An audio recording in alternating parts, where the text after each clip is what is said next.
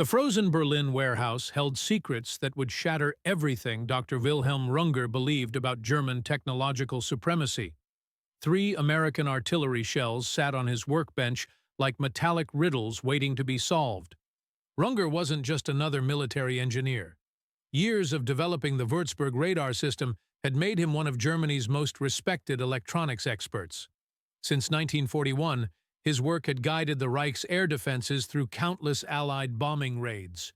But frontline reports were describing something that defied logic: artillery shells that detonated in midair with mechanical precision. Every single shell, every single time, no duds, no ground impacts. Perfect airburst explosions at exactly the right altitude for maximum destruction. The preliminary intelligence briefings had mentioned miniature radar systems inside these shells. Runger had actually laughed out loud when he first heard this assessment. German radar installations weighed hundreds of kilograms. They required delicate calibration and careful environmental controls. The notion that anyone could miniaturize such technology enough to fit inside an artillery shell was preposterous.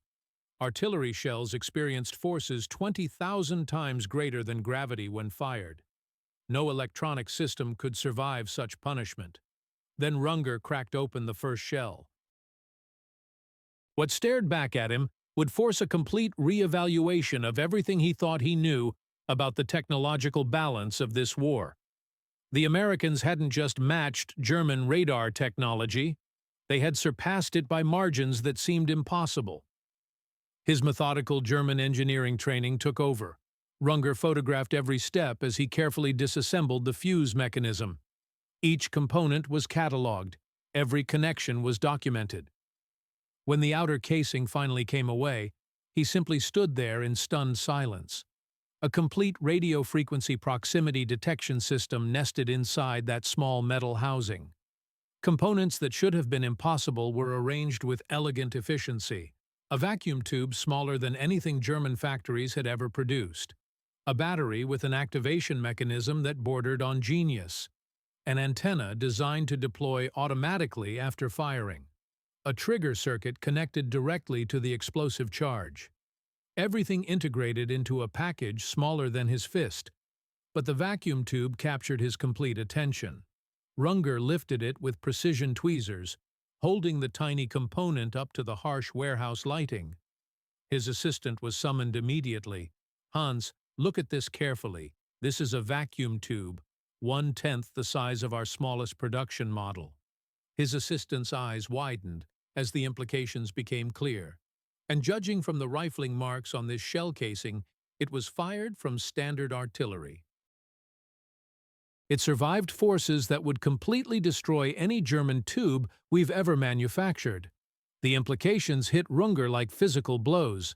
German vacuum tube technology was considered among the world's most advanced. The precision tubes used in Würzburg radar systems were masterpieces of engineering. Skilled craftsmen assembled each one by hand. Yet here sat an American tube that was smaller, more durable, and apparently mass-produced in quantities sufficient for expendable artillery ammunition. The technological gap this represented was staggering. Hours passed as Runger documented every component with scientific precision. The vacuum tube showed ruggedization techniques he had never encountered. Internal shock mounting, specialized alloys, manufacturing tolerances tighter than German production standards. The battery system revealed even more sophisticated engineering. A glass vial filled with electrolyte would shatter during firing, automatically activating the power source. This meant unlimited storage time without degradation. No maintenance required, no careful handling necessary. The system's operational concept was brilliantly simple. The transmitter would broadcast radio waves continuously after shell firing. When those waves reflected off approaching terrain, the return signal would trigger detonation at optimal altitude, approximately 20 meters above ground for maximum fragmentation effect. No complex calculations required. No precise timing mechanisms needed. The shell itself determined the perfect moment to explode. Runger sat at his desk that evening, staring at pages of technical notes. Every single component represented significant engineering achievements. The miniaturization challenges alone should have taken years to solve. The ruggedization requirements seemed almost impossible. The manufacturing precision was extraordinary. Taken together, these elements revealed something that made him physically nauseated. American electronics technology had leaped so far ahead of German capabilities that comparison was almost meaningless. The following morning brought an emergency meeting.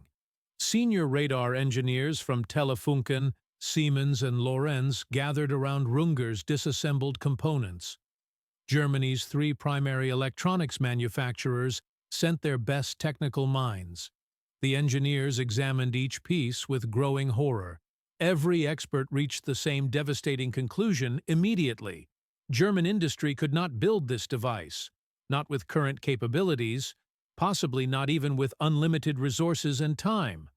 Dr. Ernst Kramer from Telefunken examined the vacuum tube under magnification. The manufacturing precision required here is extraordinary. Tolerance levels are tighter than anything we achieve in production. And they're mass-producing these devices for artillery shells?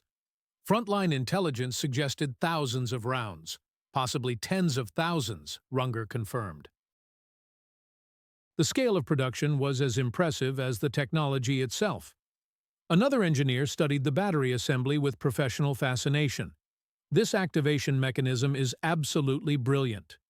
We've discussed similar concepts in our development meetings, but the precision glasswork and electrolyte formulation required. Our chemical plants are being bombed regularly. Quality control has deteriorated significantly. We couldn't produce these at scale, even with complete technical specifications. Runger arranged two sets of documents on the conference table.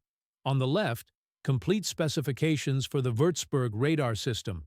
On the right, his detailed analysis of the proximity fuse components. The comparison was devastating. The Würzburg weighs 1,500 kilograms, requires 4 trained operators, needs external power supply and careful calibration before each operation. Effective detection range 70 kilometers for aircraft targets.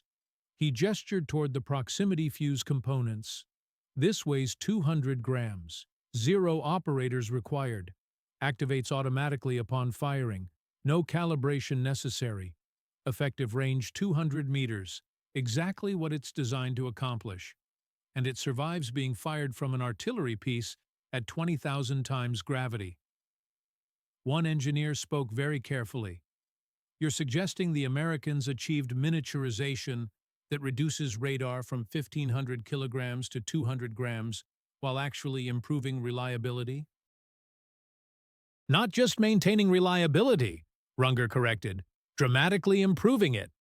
This device has no moving parts except the antenna deployment spring.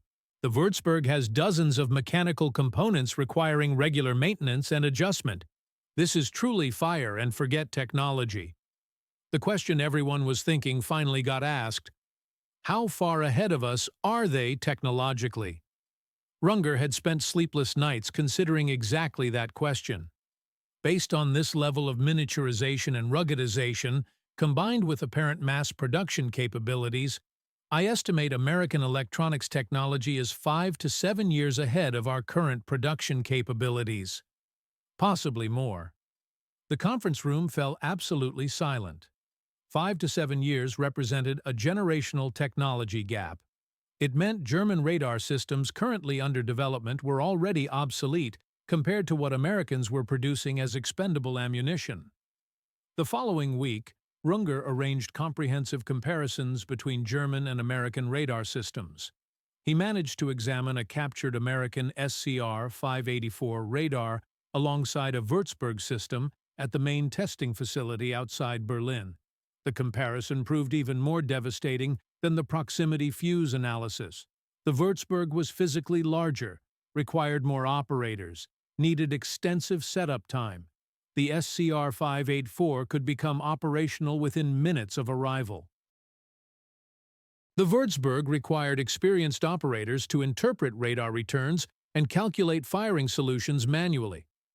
The SCR-584 performed these calculations automatically using its built-in analog computer. Human error was virtually eliminated. But manufacturing quality truly highlighted the technological chasm. The SCR-584 components showed consistent high-quality production throughout. Every weld was clean. Every connection was solid. The vacuum tubes were uniform, indicating mass production with extremely tight quality control. "Hans," Runger called his assistant over, "you worked at Telefunken before the war. What do you observe when you compare these two systems?" His assistant studied both radar installations carefully. The American system shows mass production techniques throughout. Standardized components, interchangeable parts, consistent quality control. The German system shows skilled individual craftsmanship. Each component individually fitted and adjusted to work with other components. Very different manufacturing philosophies. "Exactly what I see," Runger confirmed. "We're building radar systems the way medieval craftsmen built suits of armor, each one unique, requiring skilled workers and individual attention. The Americans are building radar systems like automobile factories build cars. Standardized, interchangeable, mass-produced. Intelligence reports provided the industrial context. Before the war, the United States possessed the world's largest electronics industry. RCA, Western Electric, General Electric were producing millions of radio receivers and telephone equipment annually. When war began, American industry converted that massive production capacity to military applications. Civilian radio factories became military radar factories. Telephone equipment plants started manufacturing battlefield communications gear.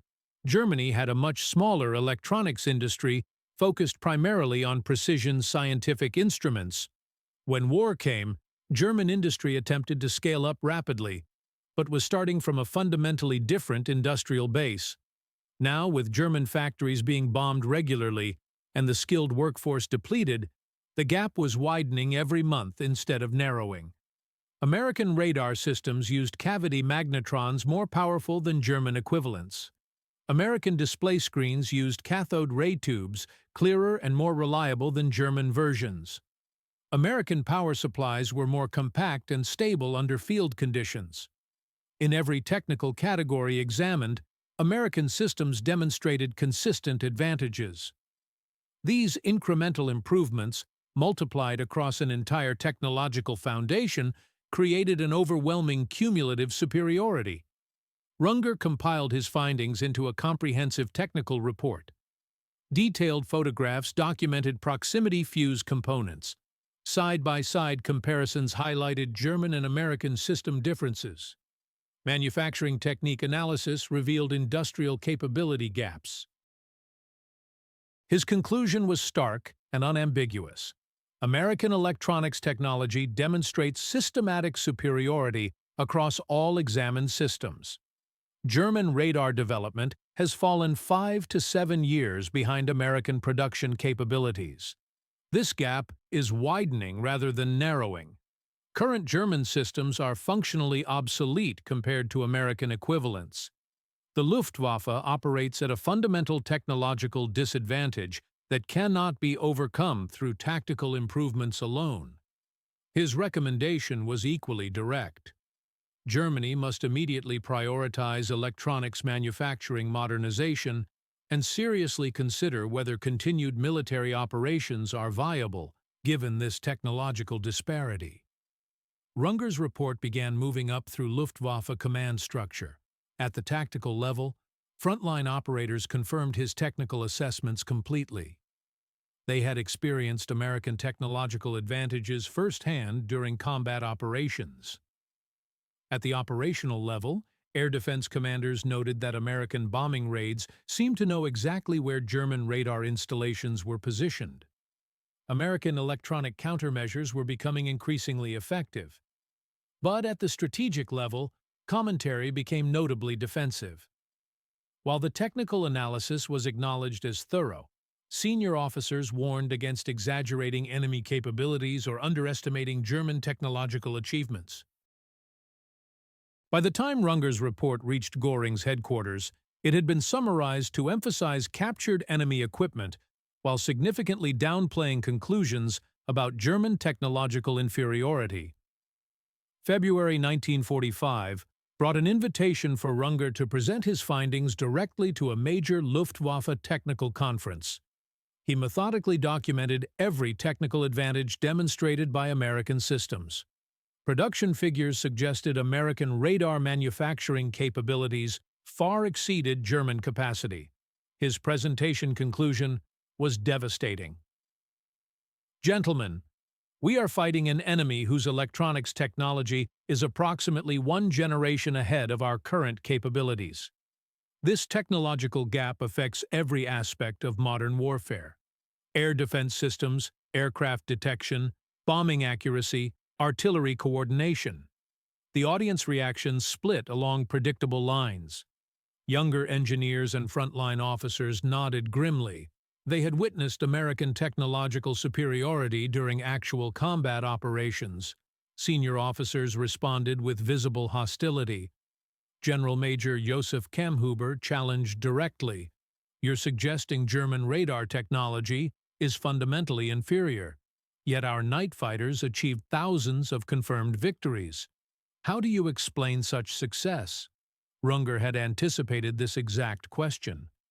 "Herr General, our fighter pilots achieved victories despite technological limitations, not because of technological superiority. Exceptional pilot skill and tactical experience compensated for equipment disadvantages. But as American bombers received improved electronic countermeasures, our success rates dropped precipitously. By late 1944, night fighter losses were exceeding bomber losses in many operations. He projected statistical charts. The numbers were grim and completely undeniable. 3 weeks later, Runger received a summons to Göring's personal headquarters. Göring, in early 1945, was a shadow of his former imposing self. The meeting began badly and deteriorated rapidly. "Dr. Runger," Göring began with forced joviality, "I've read your technical report. Quite alarming conclusions. You seem to believe Americans have surpassed German engineering capabilities. This surprises me considerably, given that German science is universally recognized as the world's finest." Runger chose his words with extreme care. "Herr Reichsmarschall, I don't question German scientific capability in any way. However, American industrial capacity and manufacturing sophistication have created practical advantages we cannot currently match." Göring's expression darkened visibly. "Cannot match?" "German engineering defeated France in 6 weeks. German technology has held off enemies on multiple fronts for 5 years. And you claim we cannot match American manufacturing? In electronics specifically, the evidence is overwhelmingly clear. The proximity fuse demonstrates systematic advantages that extend far beyond individual components." "The proximity fuse," Göring interrupted with a dismissive wave. "A clever little device, I acknowledge. But one clever device doesn't prove systematic technological superiority. The Americans got lucky with their development timing." Runger attempted to persist. "It's not just the proximity fuse, Herr Reichsmarschall. American radar systems across all categories demonstrate similar advantages in miniaturization, reliability, and mass production capability." Göring leaned forward, his voice taking a dangerous edge. "I think you've been overly impressed by captured enemy equipment and lost proper perspective. Americans are certainly good at mass production techniques, I acknowledge this readily. But true quality and technological sophistication require German precision and craftsmanship."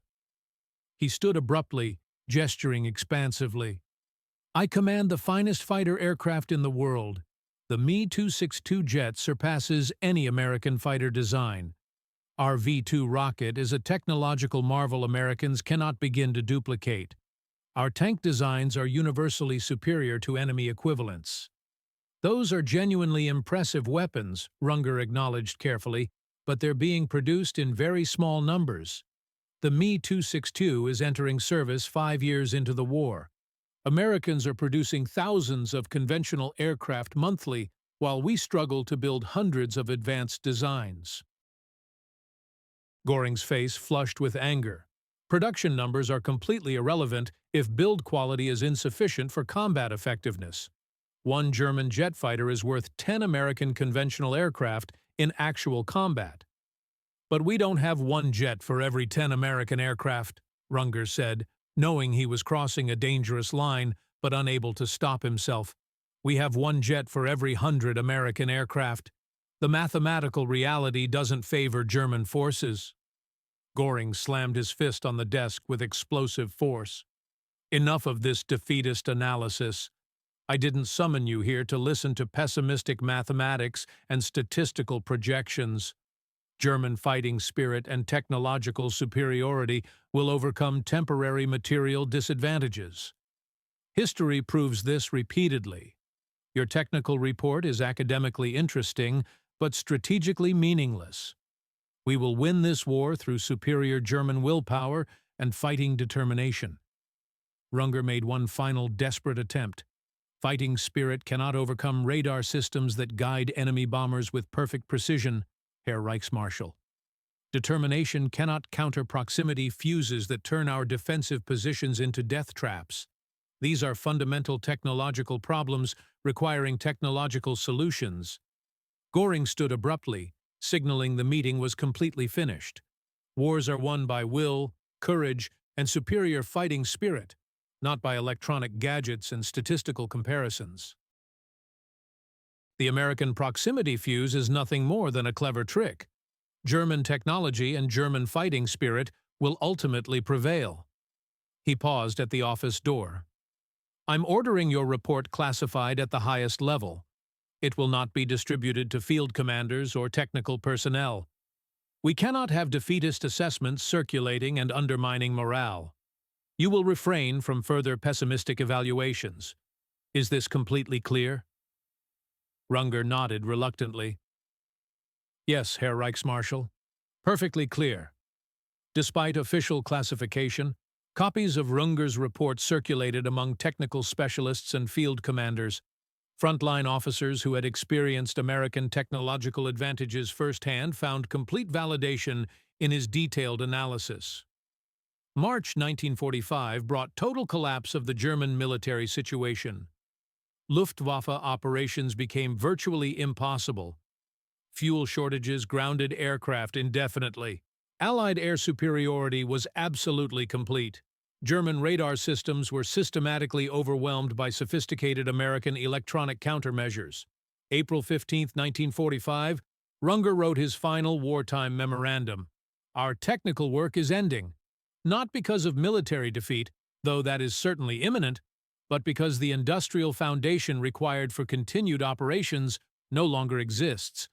American strategic bombing has systematically destroyed our factories and supply chains. Even with unlimited time and resources, rebuilding German industrial capacity to match current American capabilities would require many years of peacetime development. This war was decided in the laboratory and factory, long before it ended on the battlefield. Germany surrendered unconditionally on May 8, 1945. Runger was immediately taken into Allied custody for extensive technical interrogation. American technical intelligence officers showed particular interest in his January proximity fuse report. Dr. Runger, your analysis of our VT fuse was remarkably accurate in every technical detail. You correctly identified our miniaturization techniques, ruggedization approaches, and production implications. Did German High Command act on your findings in any way? Runger laughed with bitter irony. Reichsmarschall Göring classified my report and specifically ordered no further defeatist technical assessments. The technical content was acknowledged as completely accurate, but strategic implications were rejected as psychologically impossible. The American officer made careful notes. Why were accurate technical assessments rejected? Because accepting American technological superiority would require admitting that fundamental beliefs about German superiority were completely false. That ideological foundation was central to the regime's political legitimacy. Better to deny observable reality then acknowledge ideological falsehood. We estimated German radar technology was approximately 5 years behind American development by 1945. Does that assessment match your calculations? 5 to 7 years behind, Runger confirmed, and the gap was widening every month. American technology was advancing rapidly while German capabilities were actually deteriorating under wartime conditions. If German command had accepted your technical assessment, could Germany have closed this technological gap? Absolutely not, Runger replied firmly. Not by 1945 under any circumstances. Perhaps in 1941 or 1942, with massive national investments in electronics manufacturing infrastructure. But by 1945, American industrial capacity was producing sophisticated electronics at scales Germany couldn't approach even under optimal peacetime conditions. Post-war production statistics confirmed every aspect of Runger's wartime analysis. Final VT fuse production totaled 22 million units. American radar system production exceeded 100,000 complete installations. Electronics manufacturing capacity was orders of magnitude larger than maximum German potential. In 1947, Runger was recruited under Operation Paperclip to join the Naval Research Laboratory. Working alongside American engineers who had actually created the technologies he had examined in wartime Berlin proved illuminating and deeply humbling. Inside American research laboratories, he witnessed the industrial and organizational systems that had produced the proximity fuse and advanced radar systems.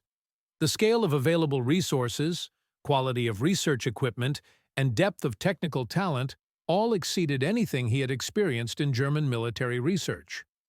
During a 1950 interview, Runger reflected on the fundamental differences.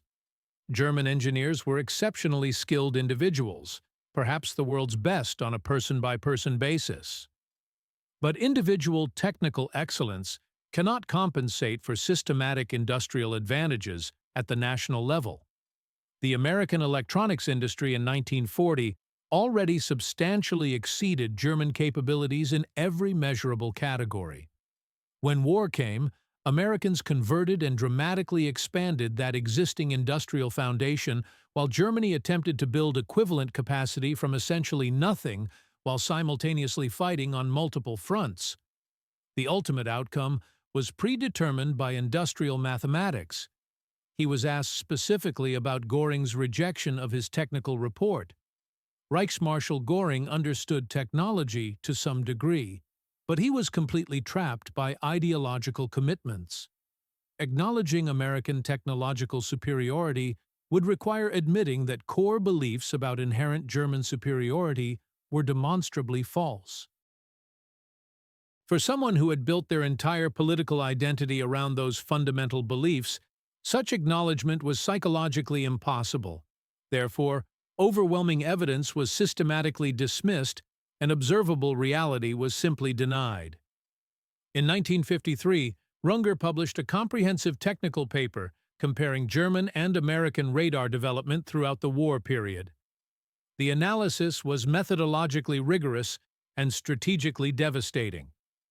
German radar technology in 1945 was approximately equivalent to where American technology had been in 1940. The 5 to 7 year technological gap was, if anything, a conservative estimate. American wartime development had accelerated beyond German peacetime capabilities. During a 1972 interview near the end of his distinguished career, Runger was asked what primary lessons should be learned from his wartime experience analyzing American technology. 3 fundamental lessons, he replied without hesitation. First, individual technological achievements must always be evaluated within the broader context of overall industrial capabilities. The proximity fuse wasn't simply a clever device. It was conclusive evidence of systematic manufacturing sophistication across an entire technological foundation. Second, ideological commitment to technological superiority actively prevents recognition of actual technological reality. German leadership was psychologically incapable of accepting that Americans had surpassed German capabilities because it contradicted absolutely fundamental political beliefs. Third, technological advantages can be completely decisive in modern industrial warfare. Individual tactical skill and operational experience cannot overcome fundamental technological disadvantages when fighting occurs at industrial scales. He added a final observation. The most dangerous position for any nation is to believe its own propaganda completely. German leadership proclaimed German technological superiority so frequently and so emphatically that they began believing their own claims, despite mounting contradictory evidence. When I presented clear, objective technical analysis proving significant American advantages, it was rejected immediately because it contradicted the established narrative. That willful blindness to technological reality cost hundreds of thousands of lives and guaranteed military defeat. General Patton later called the proximity fuse one of the three most important technological developments of the entire war, alongside the atomic bomb and radar itself. British operational analysis concluded it increased artillery effectiveness by factors of 3 to 5 in actual combat conditions. But from Runger's professional perspective, its greatest historical significance was as a diagnostic tool for measuring technological competition. A single artillery shell, properly analyzed with scientific rigor, revealed the true state of industrial and technological competition between major powers.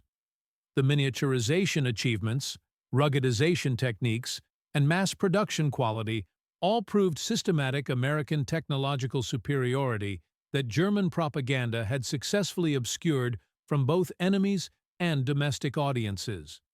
Dr. Wilhelm Runger passed away in 1987 at age 84. His 1945 technical report analyzing the American proximity fuse remained one of the clearest and most accurate assessments of technological reality produced by any German expert during the war years. He had examined captured enemy technology with complete scientific objectivity, reached entirely correct conclusions, and attempted to communicate critical findings to military leadership that absolutely refused to listen to unwelcome truths. His failure to convince German command wasn't due to inadequate technical analysis or insufficient evidence. It resulted from ideological barriers that made accurate technological assessment politically impossible within the German command structure. This same pattern repeated throughout the war across multiple technological domains. Competent technical professionals reached correct conclusions that contradicted official narratives, only to be systematically dismissed, ignored, or silenced. The lesson remains relevant for any technological competition between major powers. Accurate assessment of relative technological capabilities is absolutely essential for rational strategic planning. Propaganda, ideological commitment, and wishful thinking cannot alter physical reality or change industrial mathematics. The side that understands its actual technological position clearly and adapts strategies accordingly will consistently prevail over the side that lives in comfortable delusion about its capabilities. The proximity fuse was far more than an advanced weapon system. It was a technological messenger carrying an undeniable message about American industrial capacity and technological sophistication compared to German equivalents. Dr. Wilhelm Runger understood that message with perfect clarity. German military leadership refused to read it at all. In the end, physical reality doesn't care what anyone believes about technological superiority. Artillery shells that know exactly when to explode prove that truth beyond any possible doubt.